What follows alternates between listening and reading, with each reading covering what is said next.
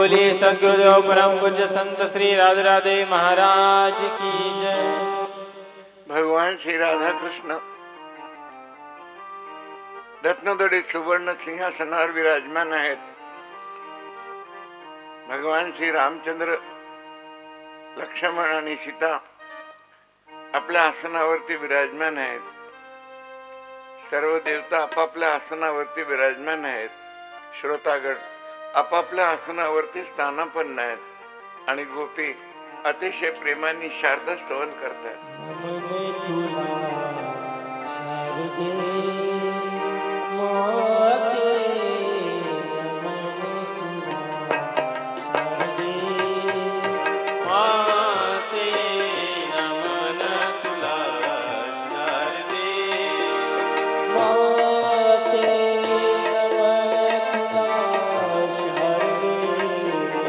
माते नमन तुला शारदे,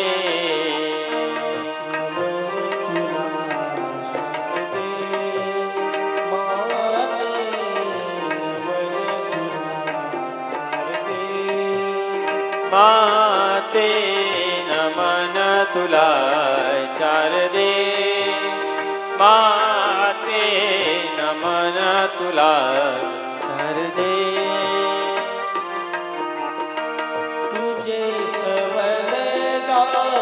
याची शारदे, तुझे स्तवने गाण्यास शारदे, सुरी माझे लागू माते सुरे माझे लागू दे.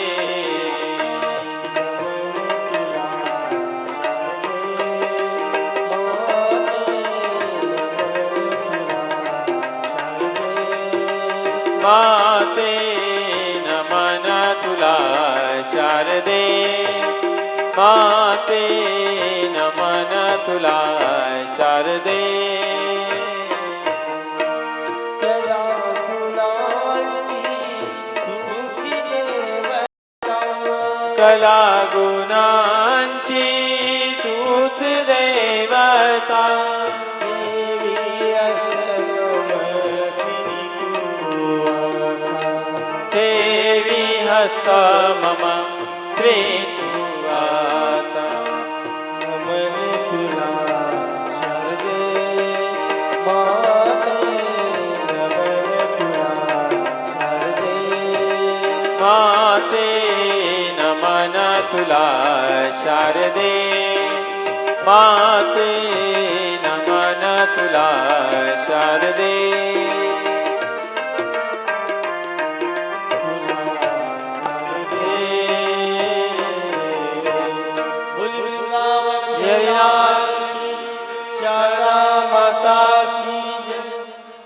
भगवान श्री राधा कृष्ण चरणारविंद रस पिपासू ममतामय मातांनो तथा सज्जनांनो, नियमाप्रमाणे अगोदर काही क्षण भगवान नाम संकीर्तन करून पश्चात विषय प्रारंभ करूया. उपस्थित समस्त ममतामय मातांना आणि सज्जनांना आमची करबद्ध प्रार्थना आहे की भगवान नाम संकीर्तनामध्ये पूर्ण सहयोग देण्याची कृपा करा. जय जय राधे गोपाला, गोपी गोपाला, जय राधे गोपाला, गोपी गोपाला, जय जय राधे गोपाला, गोपी गोपाला, जय राधे गोपाला, गोपी गोपाला. गोविंद गोपाल हे नंदलाला, गोविंद गोपाल हे नंदलाला, हे नंदलाला, हे नंदलाला. राधे गोपाला, गोपी गोपाला, राधे गोपाला, गोपी गोपाला. मीरा के नाथी प्रभु गिरिधर गोपाला, मीरा के नाथी प्रभु गिरिधर गोपाला, गिरिधर गोपाला गिरिधरी गोपाला राधा रमन हरि गिरिधर गोपाला राधा रमण हरि गिरिधर गोपाला गिरिधर गोपाला गिरिधर गोपाला पीताम्बर धारी हे बंसी वाला पीताम्बर धारी हे बंसी वाला ओ हे बंसी वाला हे बंसी वाला तुलसी जी के राजा राम रघुवर दीन दयाला तुलसी जी के राजा राम रघुवर दीन दयाला ओ रघुवर दीन दयाला रघुवर दीन दयाला सूर्यदास के सुंदर श्याम मोहन मुरली वाला सूर्यदास के सुंदर श्याम मोहन मुरली वाला ओ मोहन मुरली वाला मोहन मुरली वाला नरसिंह जी के सावरिया गिरधारी नंद लाला नरसिंह जी के सावरिया गिरधारी नंद लाला गिरधारी नंद लाला गिरधारी नंद लाला रास रचैया हे मुरली वाला राशि रचैया हे मुरली वाला ओ हे मुरली वाला हे मुरली वाला माखन चुरैया हे नंद लाला माखन चुरैया हे नंद लाला ओ हे नंद लाला हे नंद लाला भक्तों के प्यारे प्यारे गोपाला भक्तों के प्यारे प्यारे गोपाल प्यारे प्यारे गोपाला प्यारे प्यारे गोपाला आओ गोपाला प्यारे आओ गोपाला आओ गोपाला हो आओ गोपाला आओ गोपाला हो आओ गोपाला प्यारे गाओ गोपाला गाओ गोपाला राधे गोपाला राधे राधे गोपाल राधे गोपी गोपाला राधे गोपी गोपाला राधे राधे के राधे गोपाला राधे राधे राधे गोपाल राधे गोपी गोपाला राधे गोपी गोपाला गोवर्धनधारी गोपाल लाला गोवर्धनधारी गोपाल लाला गोपाल लाला गोपाल लाला राधे गोपाला गोपी गोपाला राधे गोपाला गोपी गोपाला राधे गोपाला राधे राधे गोपाला गोपी गोपाला राधे गोपी गोपाला बोले श्री वृंदावन बिहारी लाल की जय जय जय श्री राधे जय जय श्री राधे जय जय बोलिए सद्गुरुदेव परम पूज्य संत श्री राधे राधे महाराज की जय। भगवान श्रीकृष्णाची असीम कृपा झाल्यानंतर आपल्याला घरामध्येच भगवंताची प्राप्ती होते। एक गोष्ट लक्षात ठेवा की भगवंताची प्राप्ती करण्याकरता बाहेरच जावं लागतं किंवा वनातच जावं लागतं किंवा असा वेशच घालावं लागतो, साधू बनावं लागतं असं मुळीच नाही। गृहस्थी माणसाला भगवंताची प्राप्ती अगदी लवकर होते। तेव्हा तर आणि भगवंताच्या प्राप्तीकरता काय हवं आहे? वल्लभाचार्यांनी सुबोधीमध्ये दिल्या नाही साधन संपत्त्या हरितुष्यती कश्चित भक्तानां दैन्यमेवकम हरितोषण साधनम। की आपली फक्त व्याकुळता पाहिजे, नुसतंच आणि भक्तीचं नाटक नको. आणि आतुरतेने आपण एक आवाज दिला. आपण भागवतामध्ये ऐकाल, एक गोष्ट लक्षात ठेवा, भागवत आपल्याला आधी अनुभूती साक्षात्कार करवतो आणि अनुभूती करवतं आणि मग साक्षात्कार होतोच, व्हायलाच पाहिजे.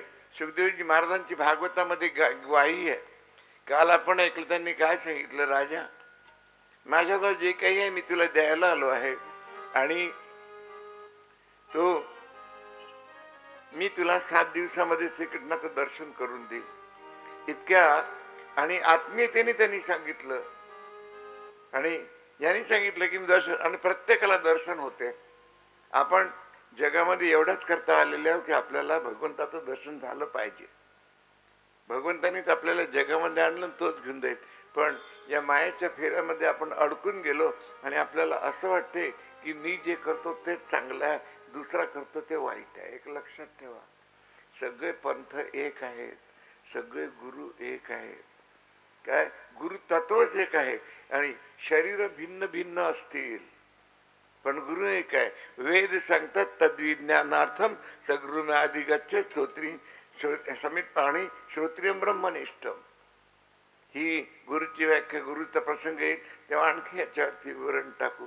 तेव्हा सगळे एक आहे. आपल्याला मार्ग जरी अनेक असले तरी आणि आपल्याला जायचं सगळ्यांना एकाच ठिकाणी आहे. तेव्हा तर आपली व्याकुळतेने एवढी इच्छा पाहिजे की फक्त या संसारात राहून मला एक दिवस आणि एवढं सगळं कमावून हे करून एक दिवस मरून जायचा. शेवटी काय, पुन्हा आपण दुसऱ्या कोणत्या तरी योनीमध्ये येऊ. मला भगवंताची प्राप्ती करायची आहे हा निर्धार करा. आपण जी गोष्ट जी इच्छा कराल ती इच्छा आपली पूर्ण होते. कारण इच्छा केव्हा होते, आपल्या शरीरात आत्मा आहे म्हणून इच्छा होते. शरीरामध्ये आत्मा नसला तर इच्छा होत नाही. जड शरीराला कधी इच्छा होते काय? आणि आत्म्याच्या साक्षीने आपण जी इच्छा कराल ती आपली पूर्ण होते.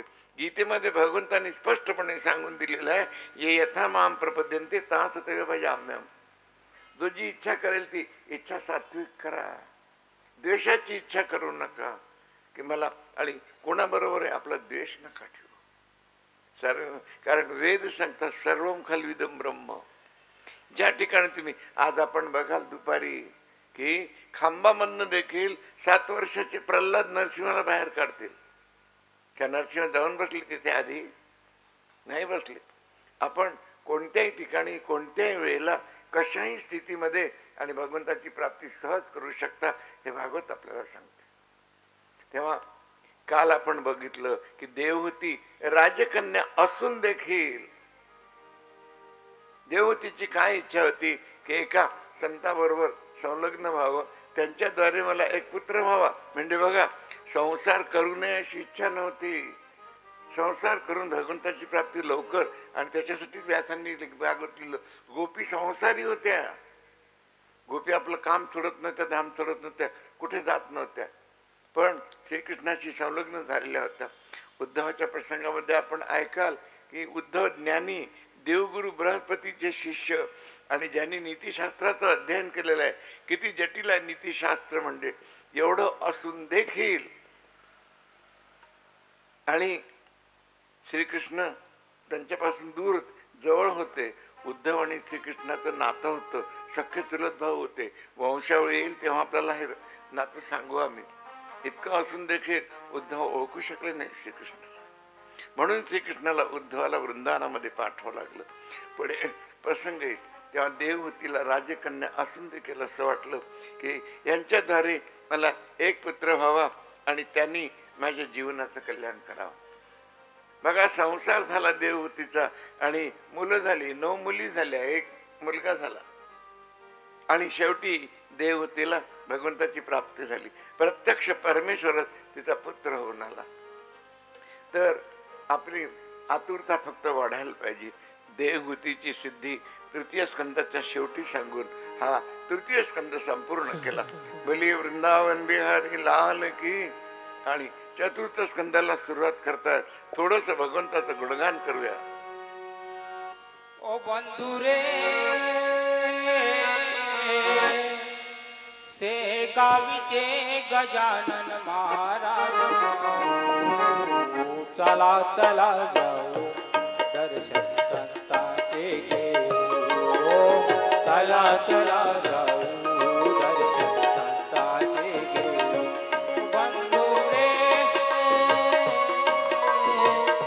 शेगावचे गजानन महाराज पाहू चला चला जाऊ दर्शन संतांचे घेऊ चला चला जाऊ दर्शन संतांचे घेऊ माघ मास सप्तमीला शेगावी प्रगटले पिसा पिसा से सर्व बोलूही लागले बोलूही लागले बोलूही लागले उष्टया पत्राळीचे अन्नपूर्ण ब्रह्म जानिले वर्मा ओ जानिले वर्मा ओ जानिले वर्मा ओ संतारे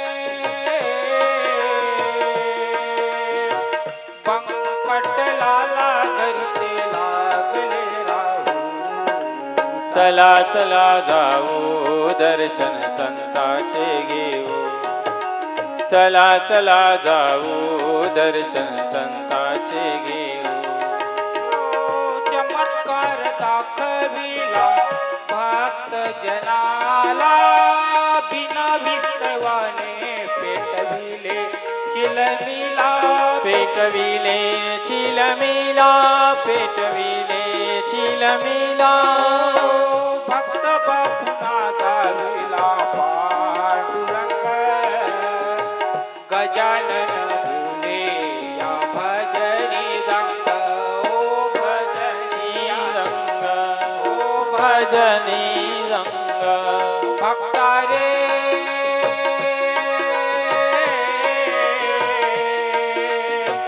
कुशातळाची माळ त्याच्या गळाशी घालू चला चला जाऊ दर्शन संतांचे घेऊ चला चला जाऊ दर्शन संतांचे घेऊ विदर्भात भूमिती जणू पंढरी गजानन नामे घेता पापे जाती दुरी हो पापे जाती दुरी हो पापे जाती दुरी विदर्भात पूजते से गावधाम दास पांडुरंगाचे रमले मन ओ रमले मन भक्त रमले मन ओ संतारे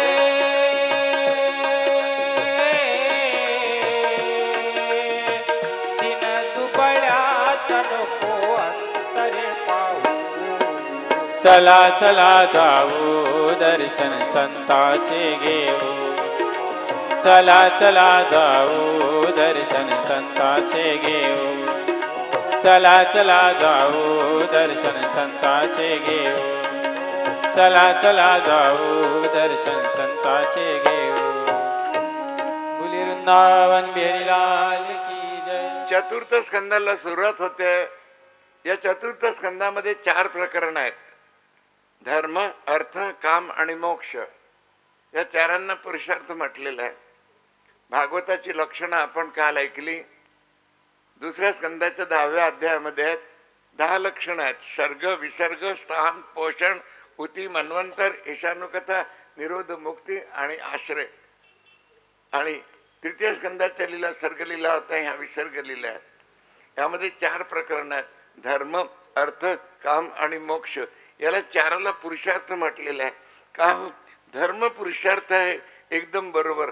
अर्थ म्हणजे धन कमावणं हा देखील पुरुषार्थ आहे. धन कमावणं हा फार मोठा पुरुषार्थ आहे. शास्त्रांनी आपल्याला धन कमावण्याकरता मना केलेलं नाही. शास्त्रांनी जेवढं सांगितलं तेवढं धन कोणी कमावू शकत नाही. टाटा बिर्ला देखील कमावू शकत नाही. शास्त्र काय सांगतं? शास्त्र सांगतं जर आपण शेकडो रुपये कमावत असाल तर हजारो कमवा. हजारो कमावत असाल तर लाखो कमवा, लाखो कमावत असाल तर करोडो कमवा, करोडो कमावत असाल तर अब्जो कमवा, अब्जो कमावत असाल तर खरबो कमवा, खरबो कमावत असाल तर गर्भो, गर्भमध्ये शून्य किती होतात माहिती आहे? इथून इथून आपल्या घरापर्यंत शून्य, इतके शून्य होतात. मजा किती आहेत. तर इतकं धन टाटा बिर्ला देखील. पण शास्त्राची एक अट आहे. पहिल्यानी शब्द धर्म आहे, दुसऱ्यानी अर्थ आहे आणि शेवटी मोक्ष आहे. म्हणजे धर्मानुकूल धन कमावा, आपल्याकरता मोक्ष आहे. धर्मानुकूल कामाचा उपयोग करा. कामाचा उपभोग घ्यायला शास्त्रांनी मना थोडं केलं. शास्त्रामध्ये आणि श्रीकृष्णांनी आपल्या आचरणांनी आपल्या गृहस्थाश्रमाने दाखवून दिलेलं आहे की तुमचा गृहस्थाश्रम फार छोटा आहे, माझा केवढा मोठा आहे. 16,108 राण्या, प्रत्येकीची 10-10 मुलं.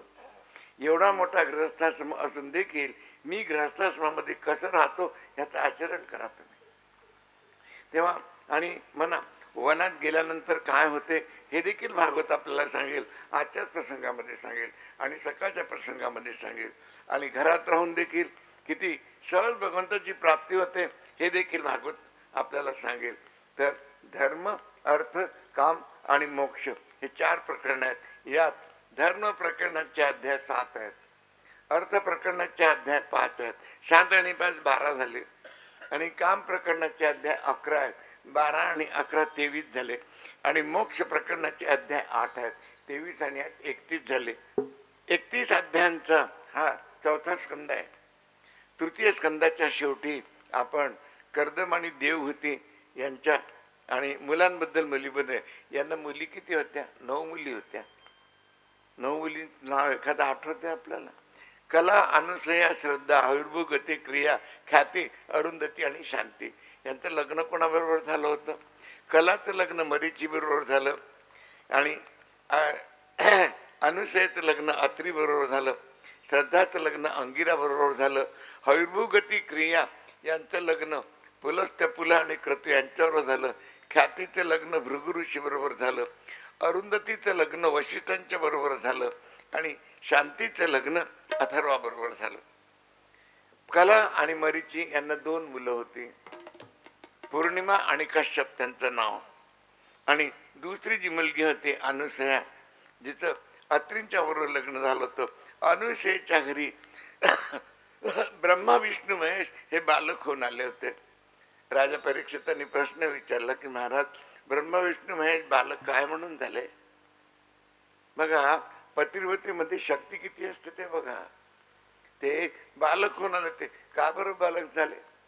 सुखदेवजी महाराज आज मध्य प्रदेशामध्ये चित्रकूट नावाचं जे गाव आहे ना, तिथे अत्री अनुसया राहत होते. आणि तिथे मंदाकिनी नदी, मंदाकिनी नदीचं नाव इथे पण आहे आणि तिथे पण आहे. तेव्हा तिथे राहत होते. पतिव्रतेच्या वाणीमध्ये शक्ती असते, तिच्या बघण्यामध्ये शक्ती असते. आणि तर ते ब्रह्मा, विष्णू, महेश आणि बालक कसे झाले? एक दिवस नारद अनुसयेकडे गेले आणि अनुसयेने नारदाला लाडू खायला दिला. नारदाने लाडू खाल्ला, गेले निघून. नारद ब्रह्मदेवाचे मानसपुत्र आहेत. ब्रह्मदेवाच्या पत्नीचं नाम सावित्री आहे आणि तिला ब्रह्माणी देखील म्हणतात. आपल्या आईकडे गेले. आईने सहज विचारलं, माहिती आहे हा सारखा भटकत राहतो. म्हणून नारदा कुठून आलास? आई, धारा तलावरती म्हणजे पृथ्वीवर एक अनुसया नावाची महान पतिव्रता आहे, तिच्या घरून आलो. एक गोष्ट आपल्याला सांगू, कुठल्याही स्त्रीच्या पुढ्यात किंवा पुरुषाच्या पुढ्यात आपण दुसऱ्याची स्तुती करा, तिला ती सहन नाही होत. तेव्हा आणि विचार करायला लागली, ती महान पतिव्रता आणि आम्ही काय लहान पतिव्रता? आणि आई तिच्या घरी मी लाडू खाल्ला. काय त्या लाडूचा स्वाद? आणखी एक गोष्ट सांगू, कुठल्याही स्त्रीने केलेल्या पक्वान्नाची तोंडभर स्तुती करा. ते चांगलं झालं नसेल तर तरी त्याला जर घटिया म्हटलं तर आपली खटिया खडी होऊन जाईल. ते कसे का ना, वा वा फारच छान झालं, अगदी उत्तम झालं. आणि तेव्हा आणि दुसऱ्याच्या पक्वान्नाची स्तुती तिच्या पुढ्यात करू नका, ते काही तिला सहन होत नाही. तेव्हा तर सांगितलं आई, आणि काय लाडूचा स्वाद होता, अजूनपर्यंत माझ्या जिभेचा स्वाद जात नाही. बरं बरं, जिथलं खातो तिथेच गात बसतो. थोडा वेळ थांबली आणि लाडू आणला. सांगितलं, हे बघ मी लाडू केला. नारदाने विचार केला, तिथल्या लाडूची गोष्ट काढली तेव्हा हिथला लाडू दिला. नाही तर देत नव्हती. नारदाने लाडू खाऊन टाकला. सांगितलं, नारदा लाडू कसा झाला रे? आई, खूप छान झाला. वारंवार विचारते, नाही कसा झाला? छान झाला. तिला छान झाला, उत्तम झाला, बेस्ट झाला, एक्सलंट झाला हे ऐकायचंच नव्हतं. तिला फक्त एवढंच ऐकायचं होतं की अनुसूयेच्या लाडवापेक्षा चांगला झाला, जे नारदाने म्हटलं नाही. सारखी सारखी विचारायला लागली. तेव्हा सांगितलं,